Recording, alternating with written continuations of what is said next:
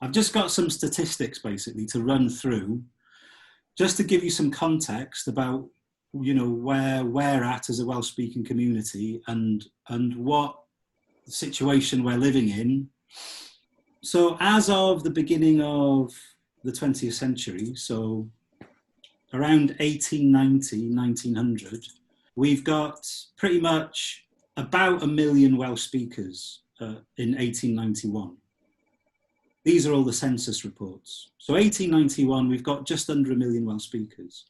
Then over the following decades, there's a steep decline in Welsh speakers until we get to the 1970s, when it starts to level off.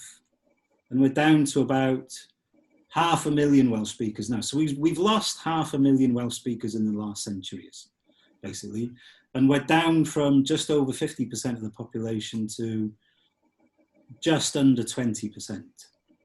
So in the last census in 2011, we were just under 20%, 19.7 or something weird like that. So we're now roughly Welsh speakers make up 1/5 of the population of Wales. And we're, it's kind of leveled off. So we're kind of in this holding position where we're kind of holding on to the numbers that we have, but we're not really increasing much or decreasing much either. So it's a mixed picture by today. And I'm just going to run through some of the numbers for the last 20 years, basically. And these, if you're interested, can all be found at Stats Wales. Lots of really good information there. So this is the position in 2011 of percentage of Welsh speakers by area. It's no surprise that in the border areas and in the south, there's been a significant drop in Welsh speaking. Some areas are down between 0 and 5%. In this area where we are now, this is essentially how we are. I mean, I don't think anybody's going to be massively surprised about this. So Machynlleth is kind of in this arm here, which is between 30 and 40% Welsh speaking, basically. That's where we're at today. These are the numbers for the last 20 years. So Gwynedd, 80%, people who self-identify as Welsh speakers, 80%. Ceredigion, 60%. And Powys, about, just under 30%. That's back in 2001. Then there's been a bit of a decline in Gwynedd, and then it's kind of levelled off. And then same in Ceredigion, bit of a decline, then it levels off. But Powys has always been below the Welsh average. The Welsh average is the yellow. These are the actual numbers now.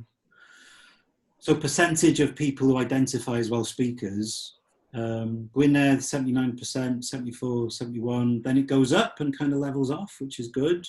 Ceredigion 61, goes down, comes back up to about 57 in this year. Powys starts at 28, goes down a bit, and then just about comes back to 27. So there are increases. And then the Wales national average is we start at 30% people identify as Welsh speakers, and we end up with 28 this year. Now, this is, again, a really mixed picture, because a lot of these people here in this year, they won't always speak Welsh. They won't necessarily be living in areas where, or working in workplaces where they speak Welsh. And just to point out the massive demographic change that's gone on in Wales in recent years, in the 2011 census, 27% of the Welsh population were not born in Wales. So a quarter of the population of Wales have come here, after growing up somewhere else. 21% of those were born in England. So 1/5 of people living in Wales today are people that were born in England. If you compare that with the English population not born in England in 2011, it's about 13.8% in the last census. Of course, this goes up and down, But essentially, Wales has one of the highest rates of immigration in Europe. You know, there's been massive demographic changes in Wales that you don't really see in many other places. You might see them in Eastern Europe, in places like Bosnia, for example. But apart from a few other instances, there's been a massive influx of people moving into Wales, generally from England. Yeah, that's not going to be any surprise to you guys. You know, you've moved into the area, you've found that you can quite happily live within an extended English community. It's not an issue for you. You know, you don't, there's no cultural or social pressure on you to learn Welsh. You know, it's just not, you don't have to learn Welsh to live here. Yeah? So that's the situation as we find it now. So people who speak Welsh daily, so in Gwynedd, it's 65% back in 2000. The numbers don't go back earlier than 2007, unfortunately. But you can see that in Gwynedd, it generally hangs around the 65%. So these are people who live in a Welsh setting, in a Welsh context on a daily basis. So that's either they live in a Welsh family or they also work in a Welsh workplace. In Ceredigion, it's improved. So we've gone up from 40% up to 43%. But in Powys, it's gone down and it's kind of hung around the 13.9%. So only 13.9% of people living in Powys speak Welsh on a daily basis, which means that what you read from that is that there's been a long-term degradation of the Welsh-speaking community, basically. The Welsh-speaking numbers may not have gone down, but the opportunity for people to speak Welsh has reduced, which is, you know, it doesn't matter how many Welsh speakers there are in some ways, it's what are the opportunities for people to live in Welsh? That's the real question. And, you know, the Wales general number has gone up. You know, it's really good. This is because of the different education policies that have been put in place over the last couple of decades. So it's a mixed picture. We're in this holding position where we're not really going up and we're not really going down. There's been a massive demographic shift where loads of people have moved into Wales to live.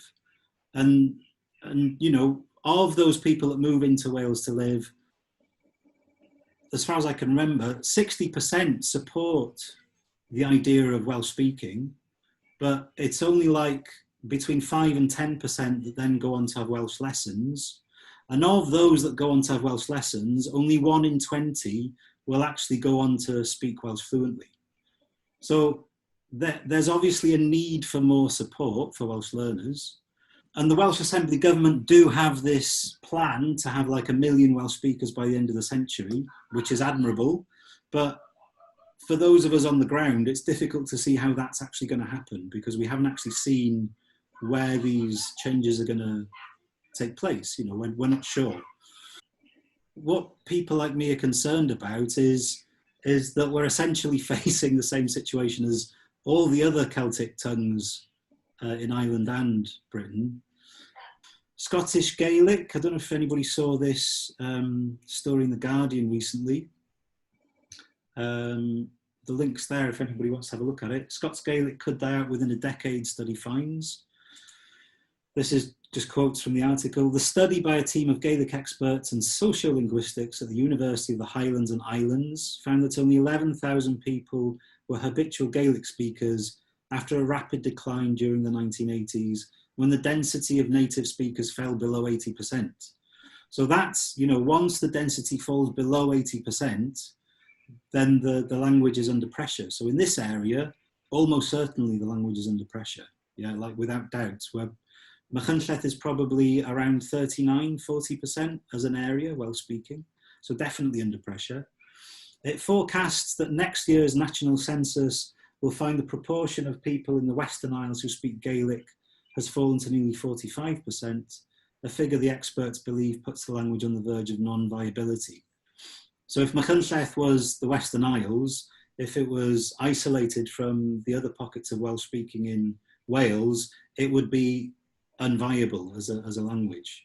It's only because Machynlleth exists in a broader network of Welsh speakers that it's still viable, yeah? O'Gilligan said there was a similar crisis in Ireland where only about 17,000 people use Irish habitually, despite official figures showing it is spoken by 1.7 million people. Things are in a stronger position with the Welsh language, where about half of the 500,000 people who can speak Welsh do so routinely. In both Scotland and Ireland, the trend of putting Gaelic on public signs and official vehicles has masked deep-rooted institutional indifference. O'Gilligan said these were Pyrrhic symbolic victories where Gaelic was given superficial recognition but remained peripheral to organisations' work, or where the actual speakers group is completely marginalised. We're lucky in Wales that we've got through to the modern period by some miracle, still having enough Welsh speakers to be viable, but the pressure is on, yeah? It's a continual a situation that we have to live with, basically, is that we're, especially in areas like Machynlleth, we're always on the verge of being totally unviable and basically Welsh just not being spoken here at all, mainly because of the way that the economy puts pressure on young people to move away.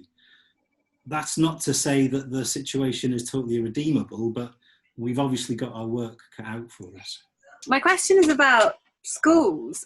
How long has Welsh been compulsory in schools, and has it? I would guess it has like a major effect, because that's like a hell of a lot of humans growing up in Wales having to speak, learn, practice, use Welsh. So I'm just curious to know. Well, so currently only 1 in 5 school children actually have a Welsh language education in Wales. So most of the secondary schools, for example, only teach English. Some of them teach Welsh as a second language GCSE, but not all of them. And then I think it's something like 22% by today of secondary Welsh school kids will go for their first language Welsh GCSE, which is a sign that they're fluent. So that's only 22% of young people coming out of school today will come out having had a full Welsh education. It is really complicated. You know, I went to a first language Welsh secondary school in Wrexham, but out of my year, only 7 of us actually spoke Welsh together, because we were from first language Welsh families. All the rest were from pretty much English speaking families, or where one parent was Welsh speaking. There was an interesting statistic that came out a few years back that if 30% of the schoolyard starts to speak English, then that's the tipping point, and the whole schoolyard will move to speaking English, because English is such a dominant cultural language. Yeah? It's like pretty much all of the media, most signage in a private business sense is English. So it's like it's obviously the dominant cultural force in Britain. I mean, Thomas, my boy, has been in school for 4 years now. He's been in 3 different schools, and he's never played in Welsh.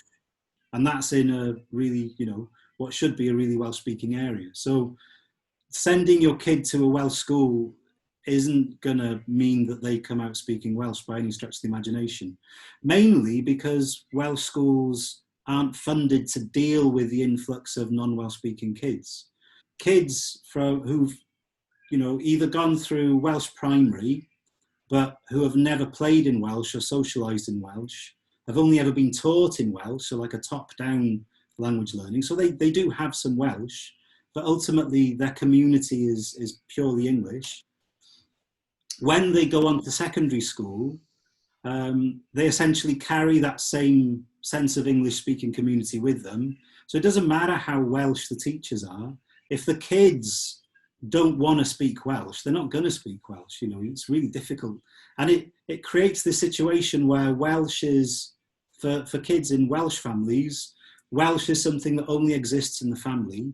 And even though the teacher speaks to them in Welsh, it's essentially an English school culturally, because they just speak English with their mates all day, and they only ever play in English. So really, in an ideal world, there would be a special unit in every school that helps kids who can't speak Welsh to learn Welsh and to then integrate into an actual Welsh setting that's been protected, that's been looked after, yeah? That's kind of been firewalled off so that Welsh-speaking kids from Welsh families can actually learn to play in Welsh together. But at the minute, that's not happening, which is why some of us are quite sceptical of this million Welsh speakers by the end of the century, because unless you tackle that to begin with, like there's no way you're going to have a million Welsh speakers by the end of the century. It's just not realistic, you know. Does that answer your question, Jax? Yeah, I had a completely different rose-tinted view on it. Uh-huh. In my head, there was a lot of Welsh-speaking schools, and therefore most kids were learning and speaking Welsh all the time.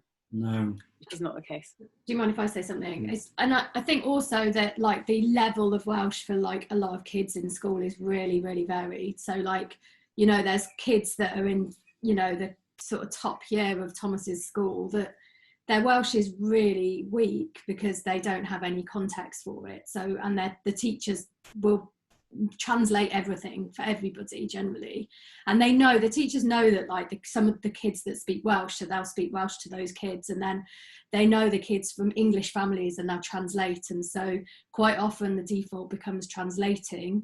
And so there's a lot of kids who've been through that school system and they get to that top year and their Welsh is like really, really weak and they don't feel confident, and they would never pick to go to a Welsh-speaking secondary school because they just can't carry the language in the same way. But and they're, you know, the schools kind of, you know, because they're underfunded and they don't have that kind of support system for, you know, to really get all kid up to the same level.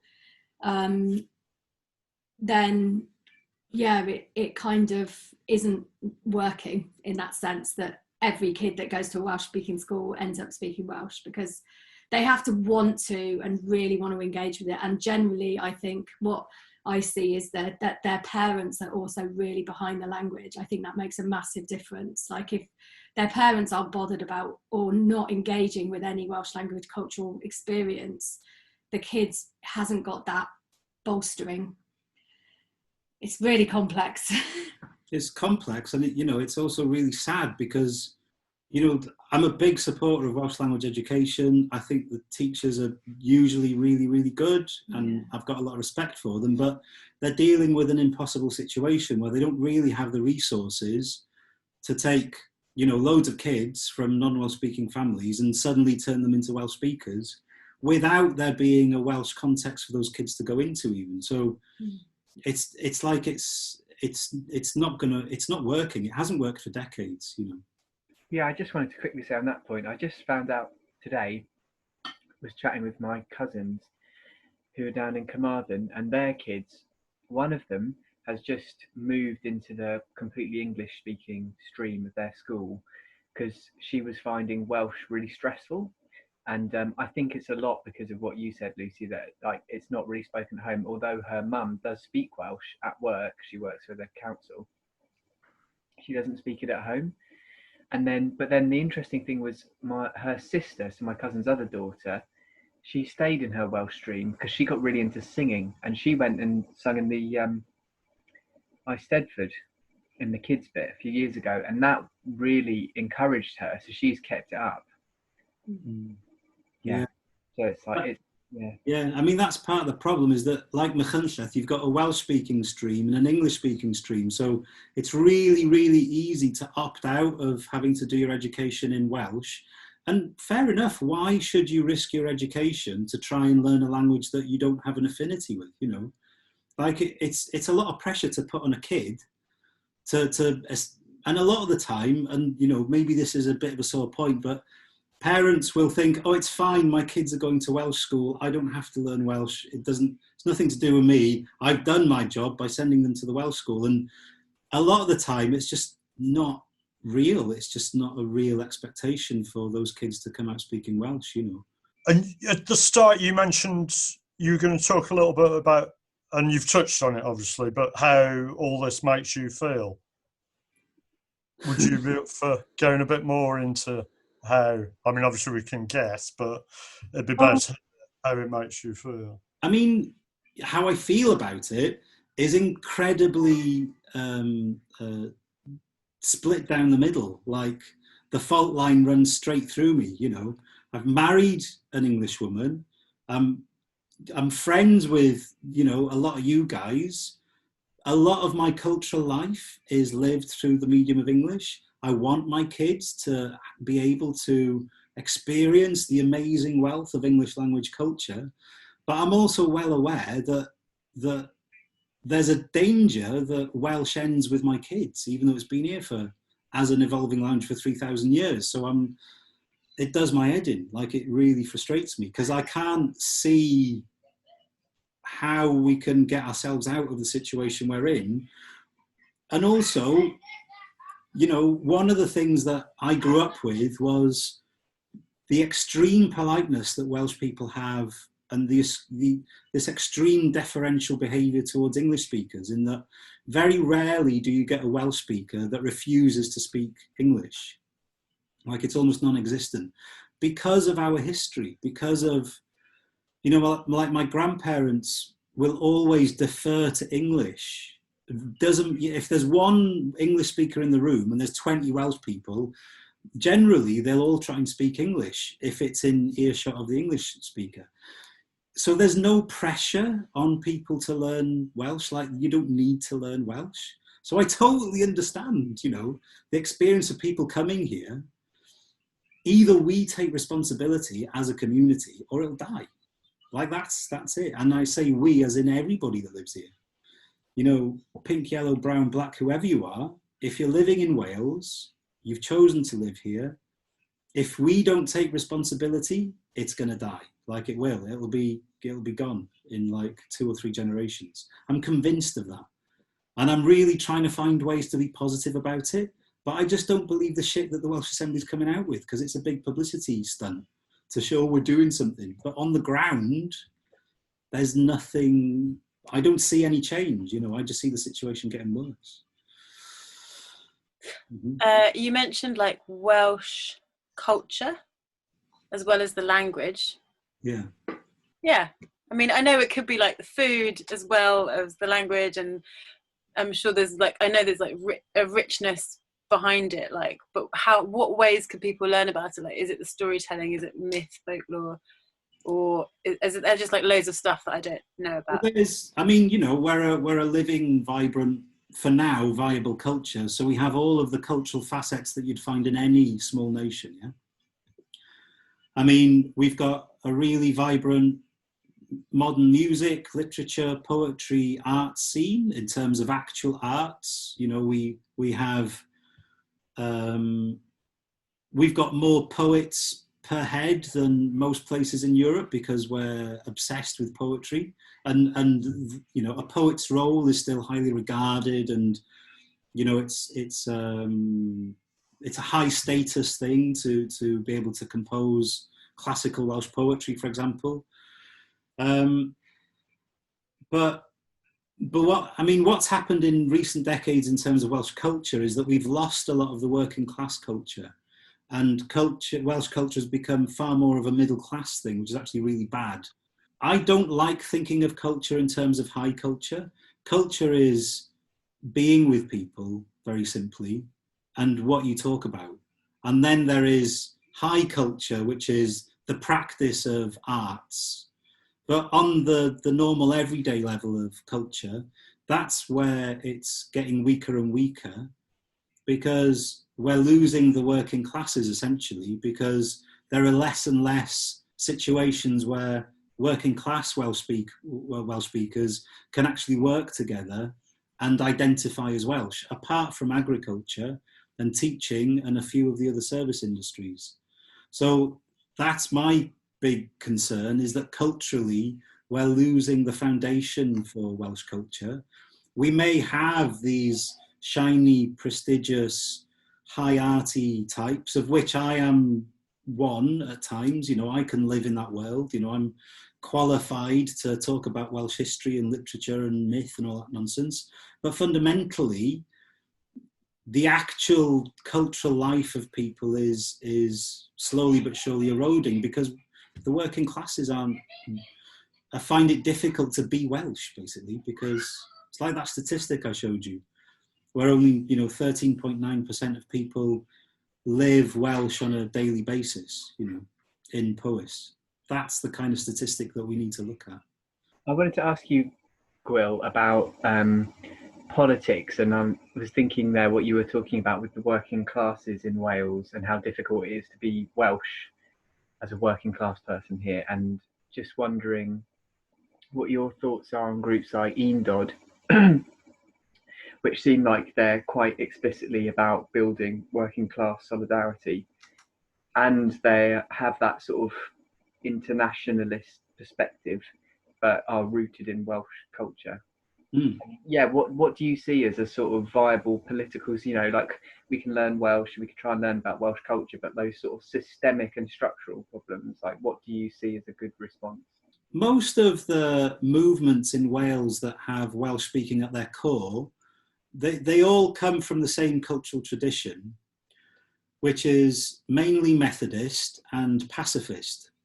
So all of these movements, such as Undod, Yes Cymru, Plaid Cymru, Cymdeithas yr Iaith, they'll all generally derive their ethics from that pacifist Methodism.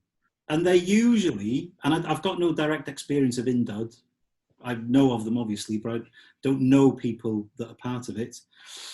But they're usually people who have been quite active Welsh language campaigners, and who have come, my generation have all come to this conclusion that it's fucking useless having a wealthy middle class Welsh culture if people, that drive the buses and do all the key important jobs in our communities don't also feel like they can take part in that culture. It's fucking useless. So there are these initiatives to rediscover the grassroots, I suppose. And just getting involved in any of them is going to be good, a good experience. They'll welcome you with open arms. They totally will. In terms of what we're doing with Heart, Mind, Body, and we were talking about these issues, and there was a couple of impromptu suggestions for what we could do to try and address it. And one was Welsh language classes on our timetable. Another was like whether it's some kind of Welsh language culture storytelling or something. And then obviously you just mentioned this, following on from Gareth, this idea in terms of these kind of grassroots culture and those organisations, which sounds a good kind of thing to follow up. Kind of what are your thoughts on how we could, as Heart, Mind, Body, approach that? I mean... And how not to do it tokenistically, I suppose. Well, I mean... there's nothing wrong with doing it tokenistically if that's all you can manage. At least do that. But there's a massive cultural divide in this area. There just is. There are two separate communities. I'm maybe fortunately or unfortunately, I have my foot in both camps. There has to be some way of bridging that cultural divide. Because if we're going to do something to address the very possible, crisis in Welsh language culture and Welsh language speaking in this area, we can only do it together. If you're serious about the spiritual health of this area, then I don't think you can, I would say, and this is from someone who's not in your group, I don't think that you can take partial responsibility for that without at least being aware of it, that there is a big cultural divide and that something needs to happen about it.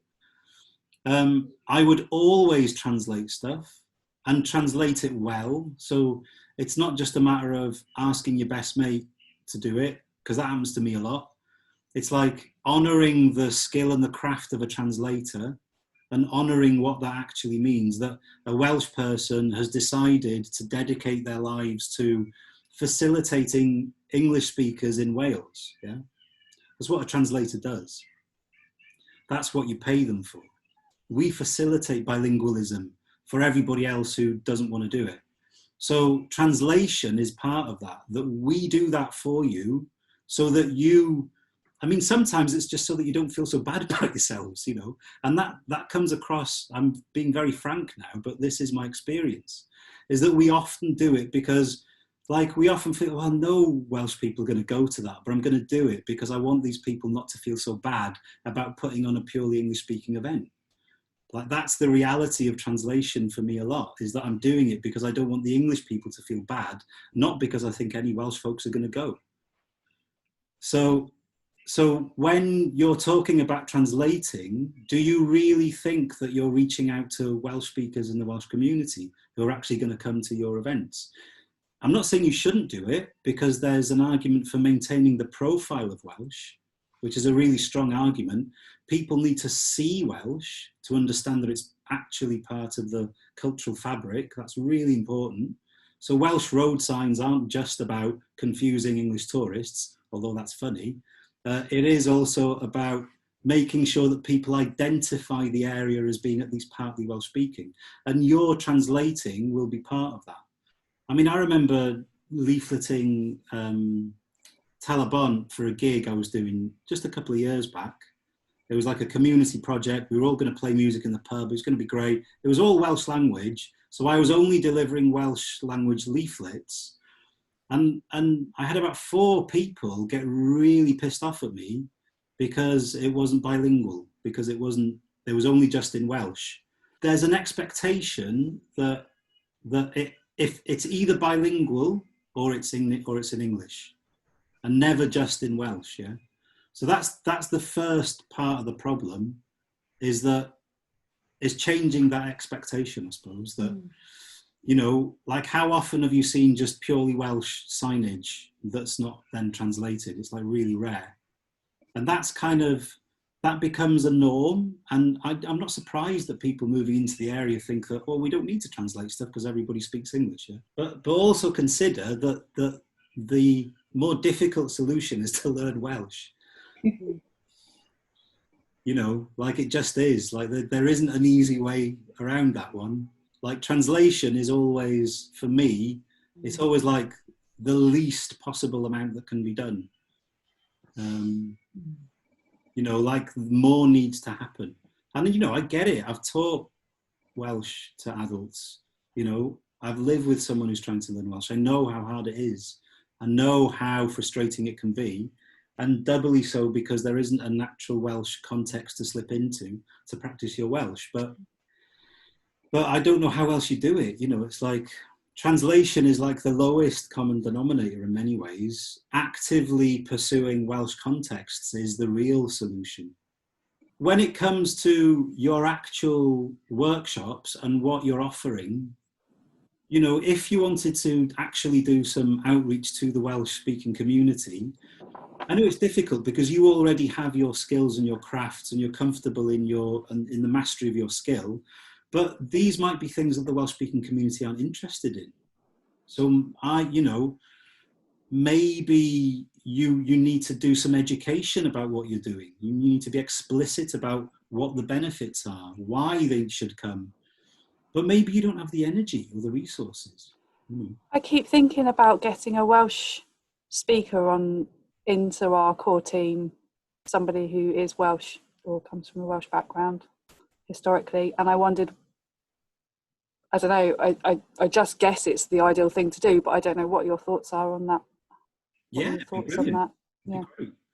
Because if you don't do this, let's say, what's probably going to happen is you'll probably be quite successful in serving an English-speaking community, and you'll get 1 or 2 Welsh people coming through, and that's fine. Like, that's been going on for centuries. Yeah, that's how it's been. But if you're serious about changing what's happening, then yeah, you need Welsh speakers to be part of your crew, and you need to consider what the Welsh-speaking community might need from you and what you can offer them. And it might not look like what you've put down on the timetable, you know, like, if you're serious about it. And, you know, I'd go and talk to Merched y Wawr. They'll set you right, you know, they will put you on the straight and narrow. or go to the young farmers. I mean, maybe the outreach is a way to start having those conversations, and not assuming that we know, or our ideas of Welsh language for English people or Welsh culture is what the Welsh community would want. And I think you'll be surprised about the opportunities that will come about from doing that kind of outreach work. But I'm also aware of how much work it takes, and maybe you need some money behind you to pay yourselves to do this kind of thing, because it's work. It is work. And you're dealing with massive amount of historical baggage. So you need to be well supported if you're willing to do that work, and you need to have money to pay you decent wages to do it, in my opinion.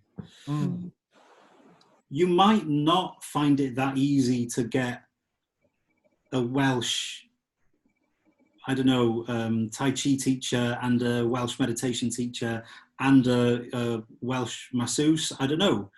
But you might be able to create situations where you can collaborate with someone like Merched y Wawr on a given specific project for a 3-month period.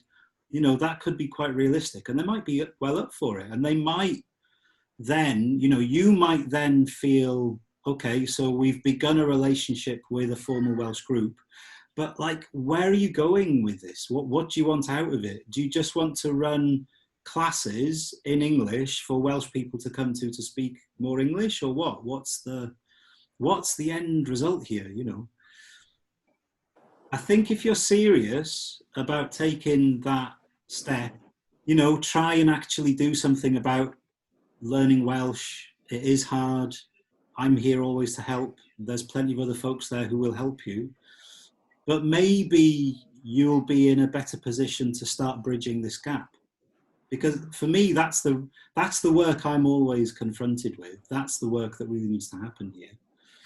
And you can get away with not speaking Welsh, and you can do some really important work towards that without speaking Welsh.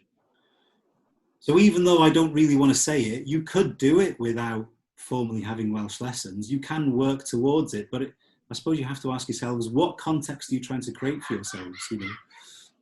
What space are you asking Welsh people to come into? Because if it's just another English-speaking space, they're going to get a lot out of it. It's going to be great, but it's not going to do much for Welsh culture.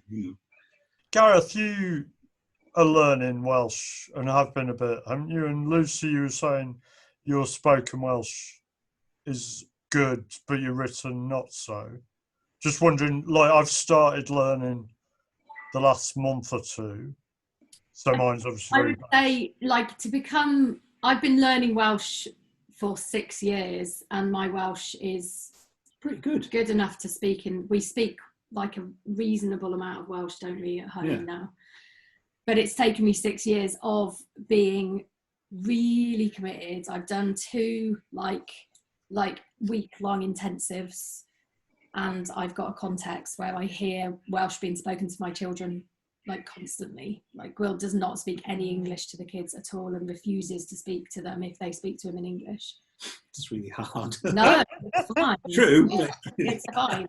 But that's what it is. And so for me, it's taken me 6 years. So I'm just putting that, giving you if you are actually serious about it, you've got to, you can't learn a language overnight.